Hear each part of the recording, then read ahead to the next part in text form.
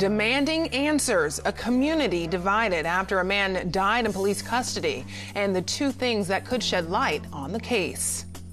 National City is a community that has been the victim of environmental racism and inequitable transportation planning in particular for a very long time. Smart growth in the South Bay, how National City is winning the competition for infrastructure funding. It's been through, as by their own words, production hell in getting the Model 3 out and getting it to the numbers and getting it to the price and deadline. The waiting game for the next hot car by Tesla and the one thing that could turn off potential buyers. KPBS Evening Edition starts right now.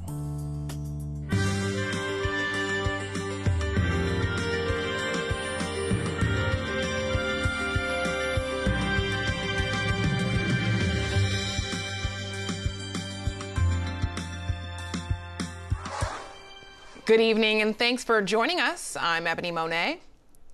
Tensions continue to rise in National City as many in the community demand answers over the death of Earl McNeil, a man who died while in police custody.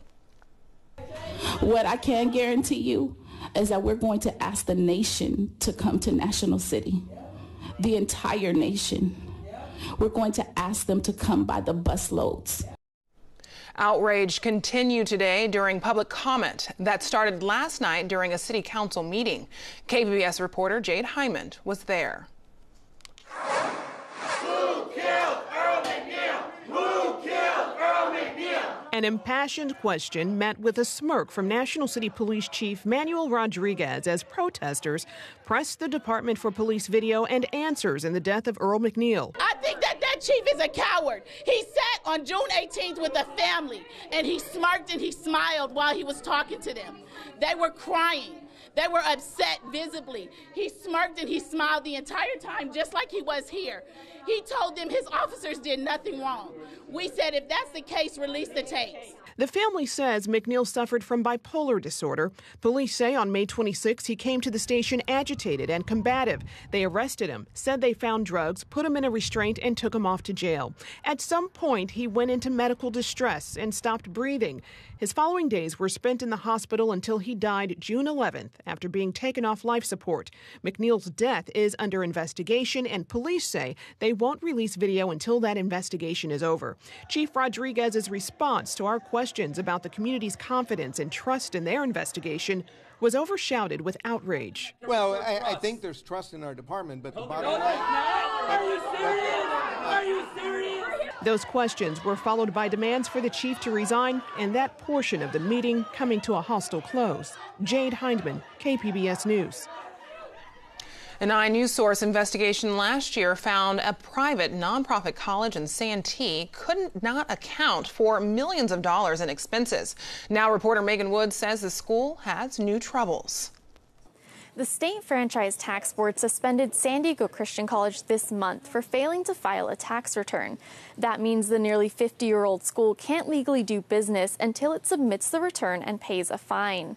The action comes 8 months after an iNews Source investigation found officials at San Diego Christian couldn't account for more than $20 million in expenses.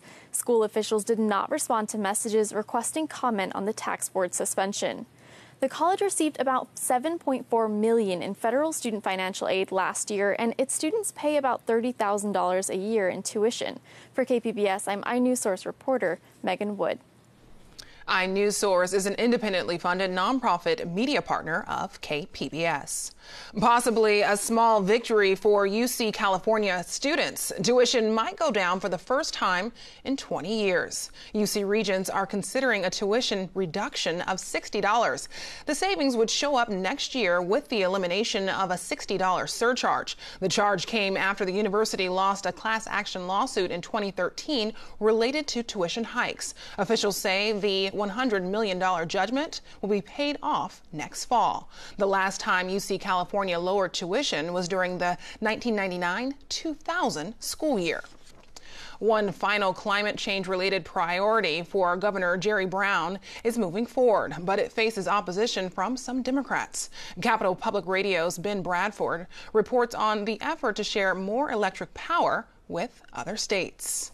If California jointly planned electric use with other western states, the thinking goes it could pull in wind or hydropower from those states when solar plants shut off at night. And Lauren Navarro of the Environmental Defense Fund told lawmakers last month, it also helps us take dirtier resources off the grid in other states. Even states that don't share California's clean energy goals, based purely on economics. The renewables we have in California are less expensive and will be chosen more often by the market than dirtier resources like coal. Governor Brown has supported a regional grid, arguing the state won't be able to put much more renewable energy online without it. But the plan has divided Democrats, consumer advocates, and environmentalists who fear a new interstate energy agreement could allow federal regulators appointed by President Trump to interfere in California's electricity mix. State Senator Hannah Beth Jackson. It is so critical, it seems to me, that we maintain that protection against an administration that has made a commitment to doing everything possible to undermine the values in this state and our energy principles in particular. Despite that criticism, a bill to create a regional grid passed 2 Senate committees last month. When lawmakers return in August, Brown will have 1 more month to pass the bill before his final session in office ends.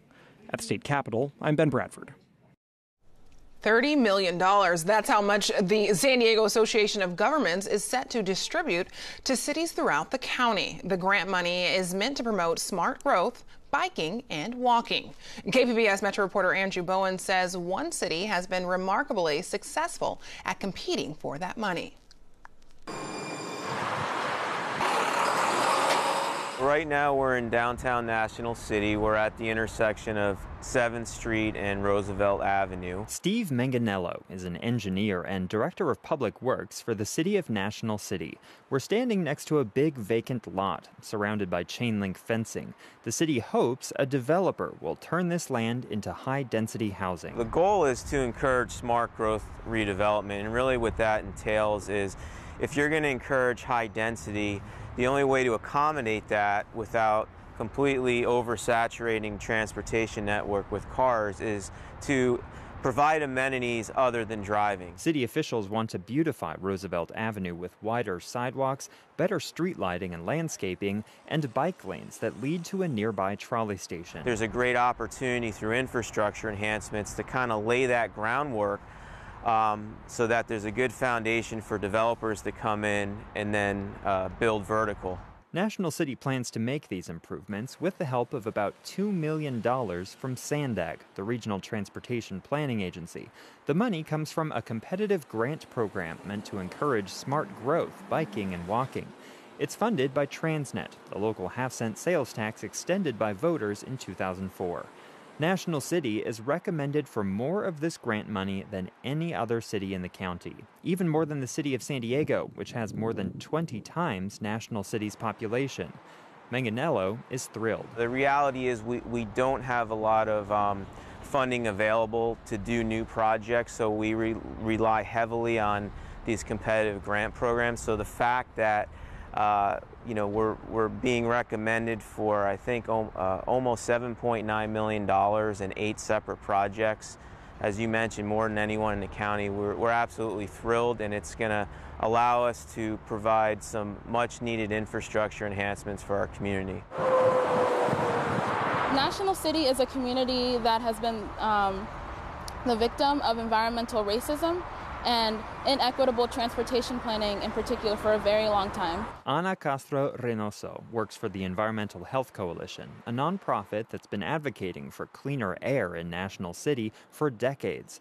We meet at the 24th Street trolley station, which is right next to the I-5 freeway. She says the proximity of the freeway causes a lot of problems. So there are higher rates of asthma in National City, higher rates of obesity because of the lack of healthy food and grocery stores nearby. There's noise pollution, as you can hear, from the freeway, and that plagues the community. And these are just some of the impacts that this has. Castro Reynoso says it's good that SANDAG is offering money to National City for better bike and pedestrian facilities, but she's not ready to let SANDAG off the hook. The agency has long-standing plans to widen the I-5 freeway with more lanes, something she says will make the city's air pollution even worse. It offsets any benefit that you're going to have from a bike lane when you put a 2 general purpose lanes right next to the most impacted community, one of the most impacted communities in the entire state. Castro Reynoso is also wary of another project recommended for Sandag grant funding. National City wants to create a transit-oriented development plan for the area around this trolley station at 24th Street. She fears taller and denser buildings could displace low-income residents and says city planners need to give those residents a meaningful say in how the plans are developed.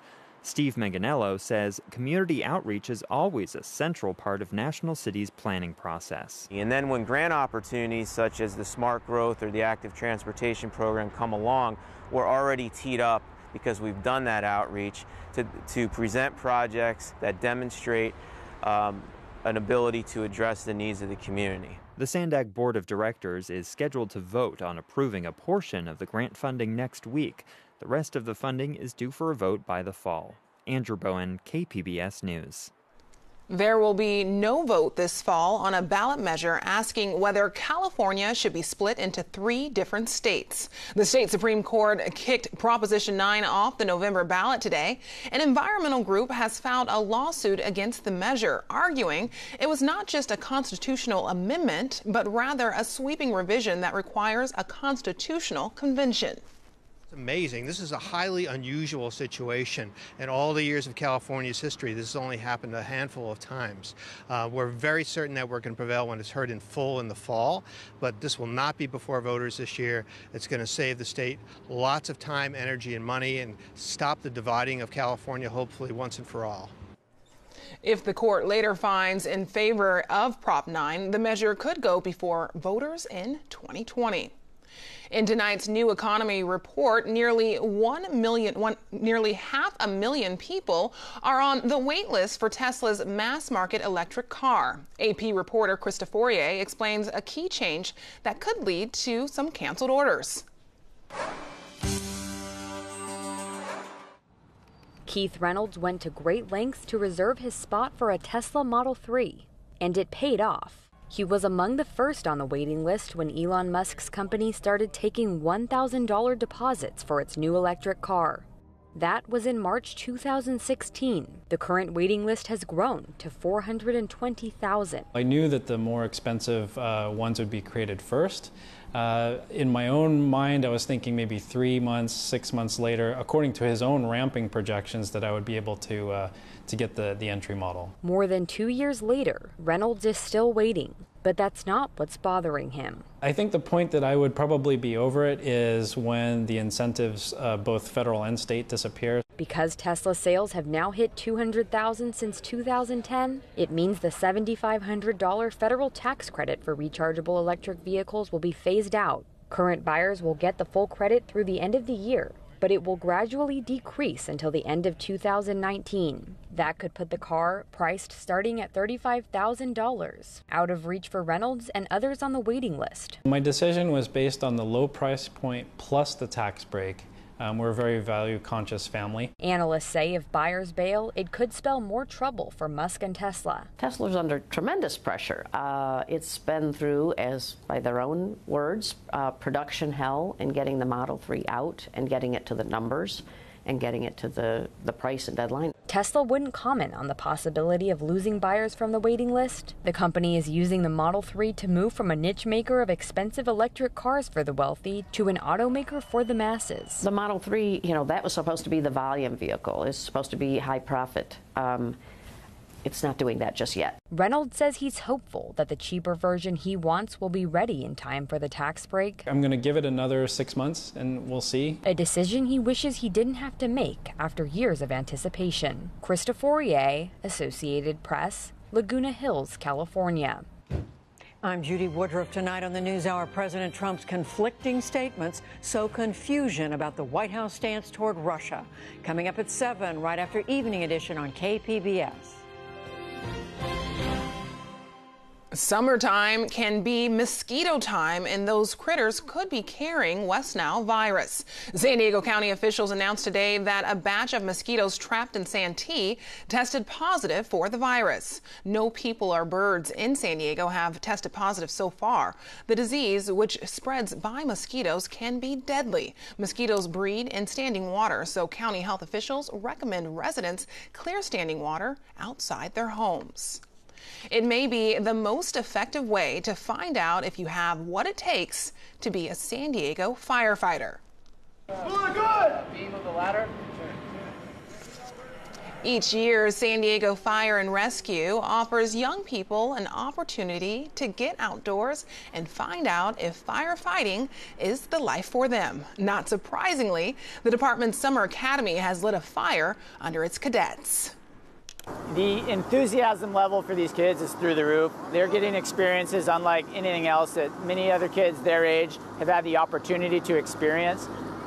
So the camaraderie, the teamwork, the friendships that they build alongside learning these firefighting and life-saving skills is really what this program is all about. I joined the fire program, which led me to the cadet program, and that's when I fell in love with it. Everything from helping people, but still being able to fight fire, being physical, everything just clicked for me, and I knew it was what I wanted to do.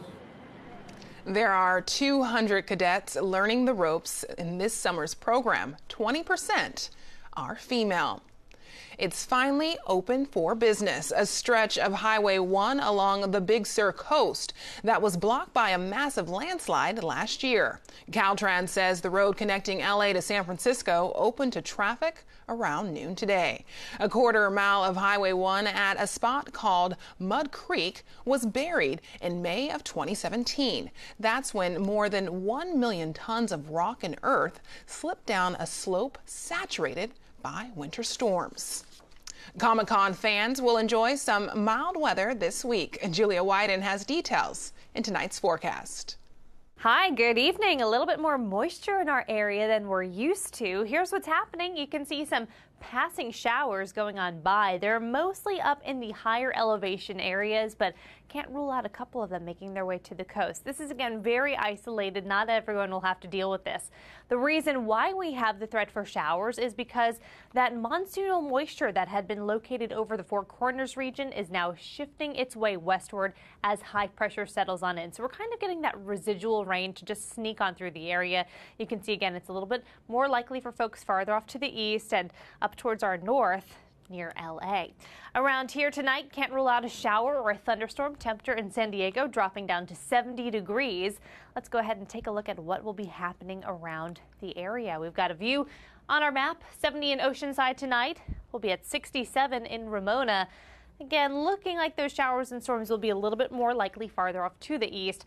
Similar conditions for Thursday. Temperatures are going to be heating up. That threat for rain and storms will become a little bit more of a widespread issue for folks way back towards the east into Arizona and back towards the Four Corners. Forecast around here tomorrow, coastal areas, you're going to start off with some cloud cover. Afternoon, a little more sunshine. Spot shower or thunderstorm possible. At the coast, we'll have more southerly airflow. That's going to bring more moisture and humidity for the weekend. Temps in the low 80s. Forecast inland, lots of sunshine, highs in the mid 80s for the finish of the weekend into the start of the weekend. Taking you to the mountain region, we'll be in the 70s for these next couple of days. A little bit warmer for Sunday and Monday. Can't rule out a couple weekend showers and storms, but again, mostly sunshine. And your desert temperatures should be right on target for what's normal for this time of year, generally in the low triple digits. Overnight temperatures will be in the upper 70s to low 80s. Back to you.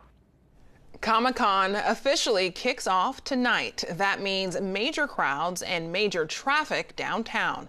KPBS video journalist Katie Shulov has the tips on the best way to get to all the excitement.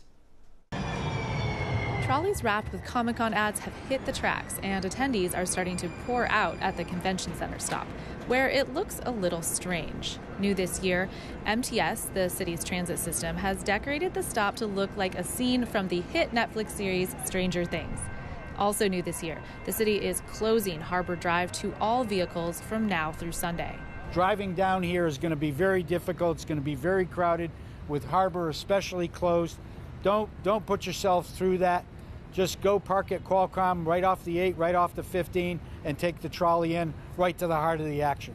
Harbor will even be closed to bikes, scooters, and skateboards. Give yourself ample time to get down here. San Diego Police Department Lieutenant Brent Williams says the closure will help them better protect the 200,000 plus people expected to be walking in the area. For those that want to utilize alternate vehicles like scooters or dockless bikes, they're not going to be allowed to park at the convention center, but there'll be designated spots. I believe one on the west end on Harbor, the other on the east end, and then one back at the Embarcadero Park area. Discounted trolley and bus passes are available on the MTS Compass Cloud app or at any of the Green Line stops, where trolleys will run every 7.5 minutes until Comic-Con ends Sunday. Katie Shulev, KPBS News. A Midwest artist wants to see more images that are representative of the African American community. From WOSU Public Media, we see how David Butler fills the void inside his Columbus, Ohio studio.